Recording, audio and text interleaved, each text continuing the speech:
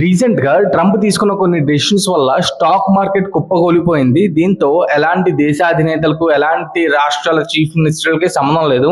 అదొక sudden shock లాంటిది. So అలాంటి ఇన్సిడెంట్ లో ఏపీ ఎలాగా ఇబ్బంది పడింది అంటే, ఏపీలో ఆక్వా రంగం ఎక్కువ అండ్ ఏపీలో ఆక్వా రంగం దగ్గర నుంచి యుఎస్ బిగ్గెస్ట్ ఇంపోర్టర్ గా ఉంది.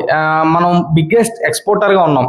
సో ఇలాంటి డెసిషన్స్ వల్ల అండ్ సెక్యూరిటీ క్వాలిటీలో స్క్రూటినీ పెంచడం వల్ల ఇక్కడ వీళ్ళు అమ్మే వాళ్ళు ఎవరైతే ఉంటారో వీళ్ళకి నష్టం వచ్చింది. సో ఈ విషయంలో జగన్ గారు యాజ్ ఎక్స్ చీఫ్ మినిస్టర్ ఎలా మాట్లాడాలి? సపోర్టివ్ గా మాట్లాడాలి.